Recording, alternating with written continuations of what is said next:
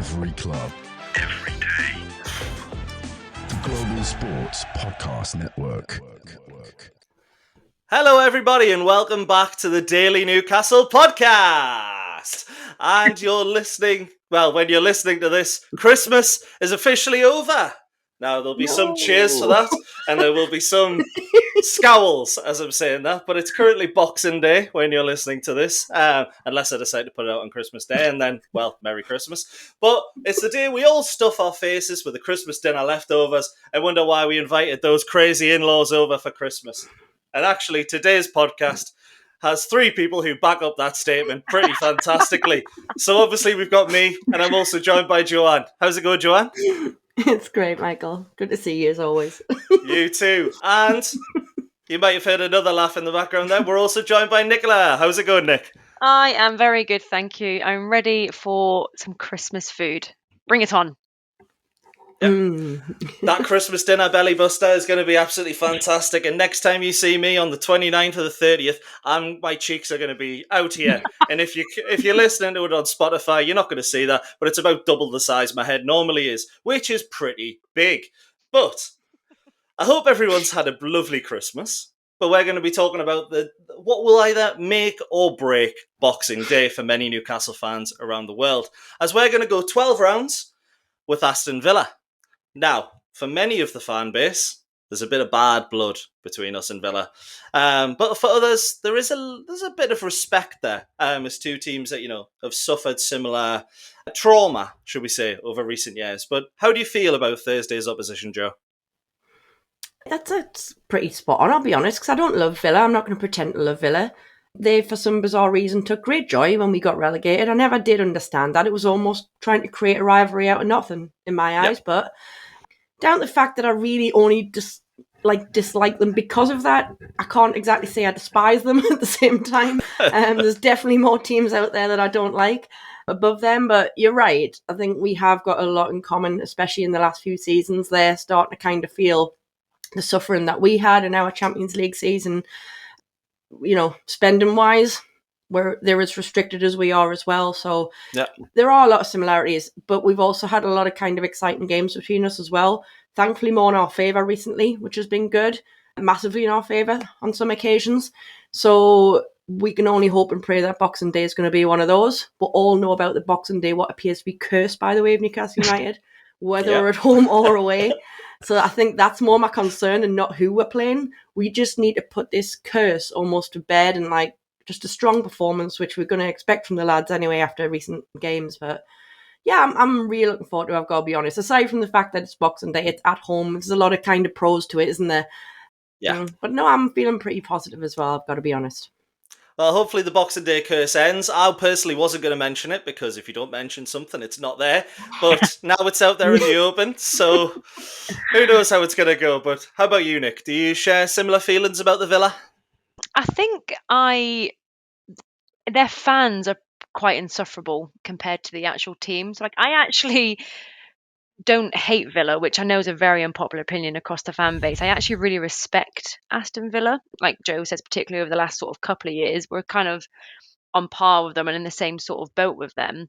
It's just their fans that have created this rivalry out of nowhere and took great pride in the fact when they relegated us. So that's what I don't like. But them as a team, I touched on this on yesterday's pod, I actually really respect them. I think what they're doing at the minute is pretty impressive, and Boxing Day's match is going to be a game of two very good sides.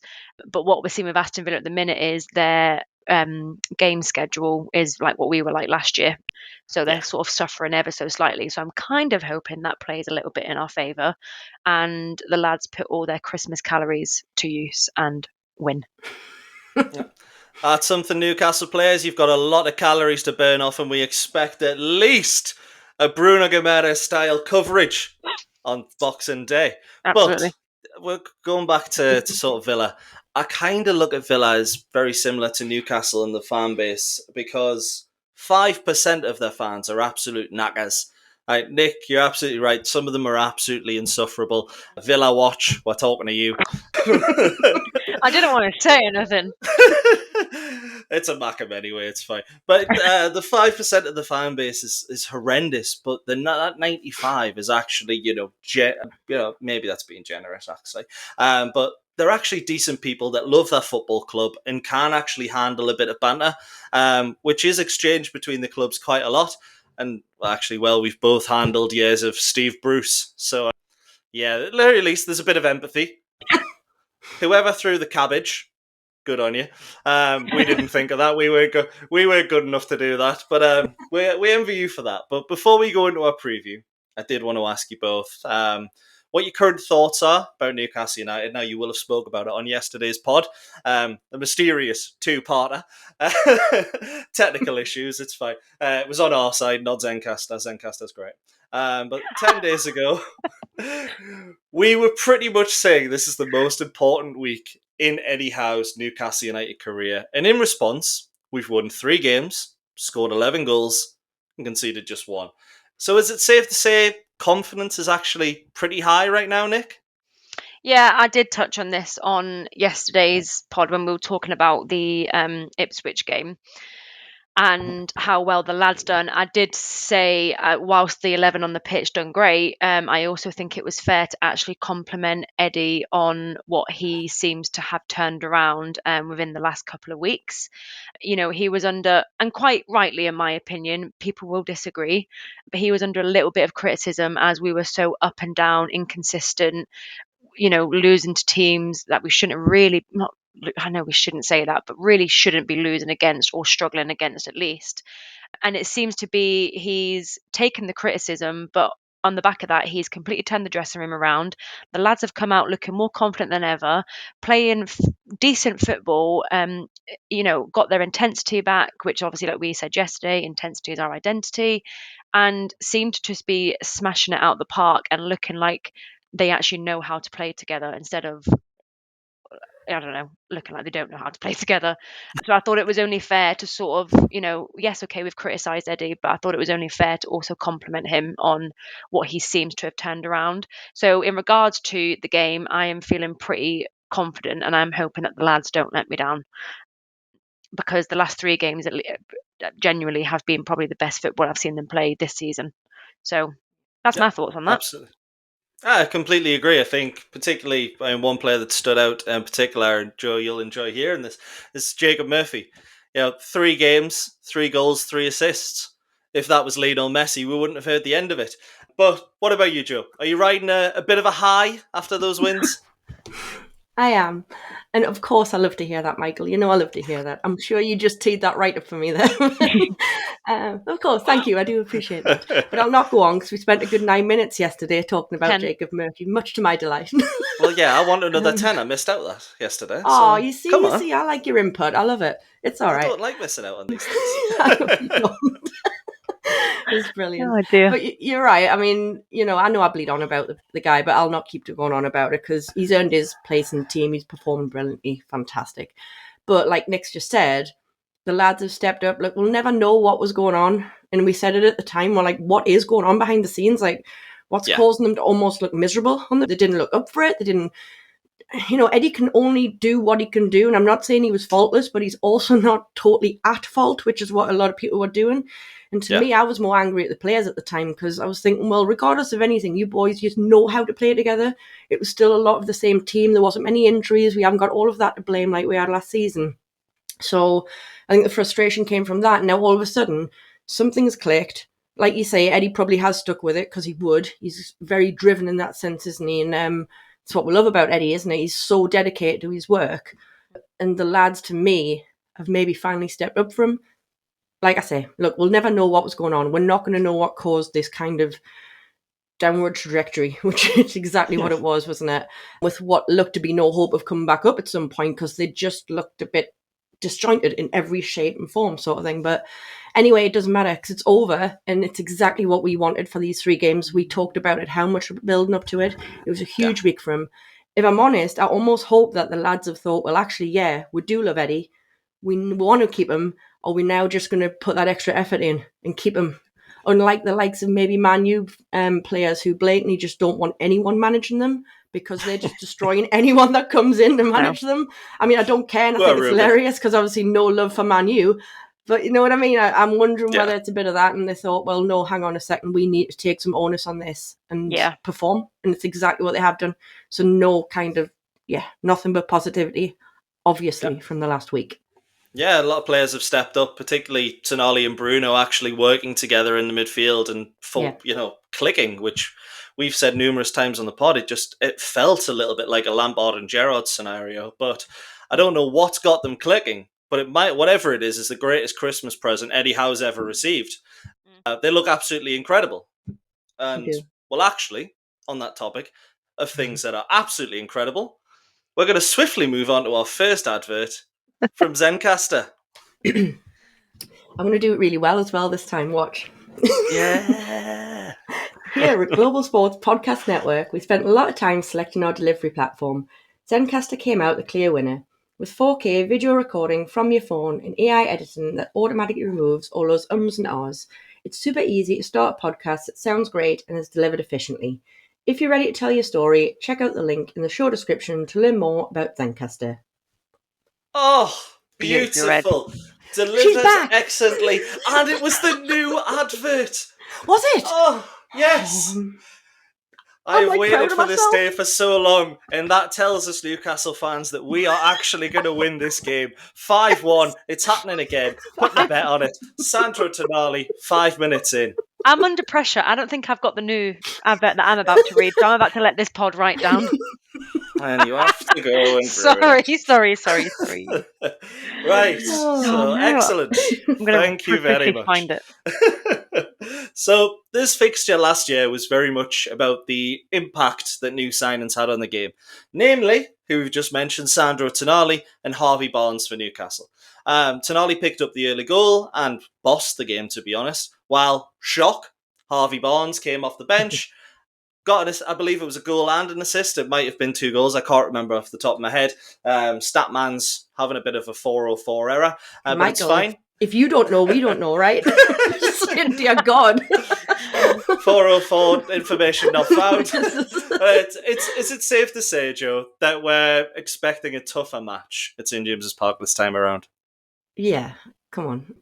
Look, we would all love exactly what happened the last time, but you've got to expect Villa are going to step it up as well. They're going to need to get something out of this game, or want to get something out of this game just as much as we're going to want to. So I do not at all think they're going to come up here and just roll over for us at all, but it always boils down to, and it's always what I have said, I'm very much confident in our players that if we play our game and we do what we know we can do, I fully expect us still to beat them because we know we can.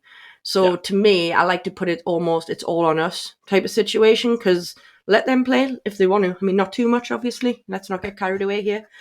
but you know what I mean? Like it's I don't want to focus on, oh, well, if they don't do this and they don't do that. We just need to focus on ourselves. And if our boys play to their, well, exactly what they've been doing, like you say, Tenali plays like a beast. If everyone just works well and works exactly how they have in the past 3 games, I'm fully confident that we can put this one to bed. Might not be as dramatic as 5-1. It'd be bloody brilliant if it is. But if it's not, I'll take a 1-0. I'll take anything on Boxing Day, as long as it's a win. Yeah, as long as it's those 3 points, we are very, very happy. What do you think about the opposition, Nick? Are you expecting a tough game? It's definitely going to be more of a tough game than we had against, and this is not to be derogatory towards these teams, but than we've seen against Ipswich and Leicester. I'm going to take Brentford out of that because obviously they did beat us in the league the previous. But it's definitely going to be a more tough game compared to what we've had in the last sort of 3. I don't think Aston Villa are a team that are to be, what's the word, I guess, doubted. We never know. I think Villa are a team where you never know which Villa's going to turn up. They're either going to absolutely bring their A game or they're just going to have an off day. However, there's absolutely no reason why our team can't beat them, and I'm 100% confident that we'll get the win.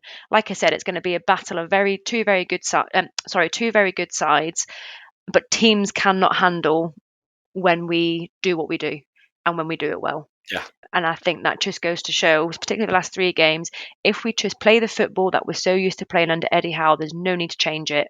Teams can't handle it and they break under pressure. So there's no reason why they shouldn't go out there and think for the win. I do not want to see the fact that we're playing a Champions League side and we sit back and defend for 90 minutes. We just need to go out there and start the game how we have. Look what happened on Saturday. Yeah. Yes, okay, we played Ipswich, which is not derogatory towards them, but Alexander Isak, after a high press, scored within 26 seconds. So that's what we just needed to start the game like that, and I don't think we'll have any problems. Yeah, to be honest, I agree. If we play our game, then, realistically, we shouldn't have too many problems, particularly at home. But it is interesting because Villa, coming off a 2-1 victory against Manchester City, which sounds more impressive than it is really at this point, particularly if they've had 12 gifts of Christmas given it to 12 other teams. They've been absolutely dreadful. But Villa have only actually beaten Brentford in Southampton in their previous 9 domestic games. But of course, they have also beaten Bayern Munich, RB Leipzig, got a draw against Juventus, etc. So it kind of feels like they're suffering from the same hangover, should we say, that Newcastle did in the previous campaign. Although they are 6th in the Premier League, 5th in the Champions League, so they are, albeit performing a little better than what we did last year. But we definitely need to respect them going into Thursday. And before we head into our second break, I want to ask you both about who you think the main danger man is going to be for Villa, or maybe multiple, because they are a good team. But is there anyone in that team you look at and think, if we are going to win, as long as playing our game, as we've just mentioned, we're going to have to keep them quiet? What do you think, Nick? Guys, I'm going to be honest. There's not many Aston Villa players that I know that well. All right, that's good. What about you, Joe? No, the only player that, and to be honest, I wouldn't even class him as a danger man. He just is a bit of a wind-up merchant, but this is in my eyes, is their bloody goalkeeper. I don't know what it is about him, but he drives me up the absolute wall. And what I worry about is if he gets this, because he's quite a hyper man when he's in goal. So like, what I don't want to happen is him get under any of the players' skins and our players react, because that is something that we could really do without. So yeah, I'm a little bit worried about him because I don't want him to be a wind-up merchant on the day, and I worry about some of our players' tempers sometimes because I know what I'm like. So yeah, Bruno in particular, that Argentina-Brazil connection. Yeah. Big Joe might just give him a clothesline like he did against Bournemouth. So maybe that's one to forget, and maybe one to keep away from the goalkeeper. Duran, is that how you pronounce it? Yeah, he's another one that I'm a little bit probably worried about. I mean, I feel like he could probably give us a good game. Yeah, I absolutely agree. What about you, Joe? Anyone in particular to look out for? I was going to mention Duran. I mean, he scored against City as well, but isn't it a strange one that it's now seen as not a real big deal to score against City or beat City? It's absolutely bizarre. And they've got the early kickoff as well, on Boxing Day. City, the whole never back the early kickoff. It might actually benefit them for once. The irony. That they're going to be the so-called underdogs. Can you imagine? But yeah, it is a funny one that there's not massively one particular, as I say, I've mentioned Duran, but McGinn is a funny one as well because he's been playing well in general. Yeah, but it's funny because to me, I think Lewis Hall can handle him. He's on the right? He's on the right. Yeah. I'm fully confident that Lewis Hall can handle him as well. So it's a funny when you mention these players and you look who's going to be marking them. I feel very confident in how our team are playing at the minute that we can actually handle any one of their players as long as we play our game, going back to exactly what I've just said. So no, apart from that, I'm not going to single many of them out because there is no massive standout player that'll be like, oh my God, I'm terrified of him, because there just isn't. Yeah, I agree. No, I understand that. I think one player that sort of hasn't been mentioned yet, who I really like, is unfortunately an ex-Middlesbrough player, but it's Morgan Rogers. In the City game, he looked absolutely fantastic. As well, didn't he? Yeah, he'll play on the left-hand side, and Tino's the one I'm really worried about at the back at the minute. Hasn't really improved as much as what Lewis Hall has this season, and sometimes looks a little bit suspect. So I think if Villa are going to get anything from the game, they're probably going to target that right-hand side of us with Morgan Rogers. But I actually think the midfield battle might be one of the most exciting in the league this season, because you've got Tenali, Bruno Guimaraes and Joe Linton on our side, And then it's Boubacar Kamara, Onana, and Yuri Tielemans for Villa, who have been absolutely fantastic for them. They dominated the game again against City. So I think whoever wins that battle will win the game. Could be one for the ages, but we're going to go into a preview and get our predictions in the third part. So for now, we'll go into our second advert of the evening for the Global Sports Podcast Network. I definitely know if this is the right one. Anyway, this podcast is part of the Global Sports Podcast Network, the only network bringing you exclusive daily news and views on your Premier League team, the Premier League, women's football and fantasy football. A unique listening experience that puts fans first, bringing you the very latest breaking news from your team. Subscribe wherever you get your podcasts and make it your first listen every day. Global Sports Podcast Network, every club, every day. Absolutely beautiful, and it might not have been the new one, but quite frankly, it was delivered so well that I don't care. I haven't got the new one. I need to find it. I swear you reacted to one in the Global Sports Podcast Network channel about the new advert. But moving swiftly on, and thank you very much. This could be the toughest fixture of Newcastle's holiday period. You know, Spurs look pretty dreadful. I mean, Liverpool scored 6 past them. Man United are in disarray, which is hilarious. But Villa actually look relatively solid, and, you know, they could be a big threat to us on Thursday. So I'm going to ask you both your thoughts on how you think the game will go. We'll start with you, Nicola. I said, well, I didn't say because I knew I'll be giving a prediction on this chat, but I did say in my head that I think I think it's going to be a goal fest. I think it's going to be a similar story to what we've seen with Liverpool and Spurs, you know, maybe not 6, but I think there's going to be plenty of goals, and I think it's going to be literally goal to goal action. I think it's going to be an exciting game. Do you want my score prediction now or not?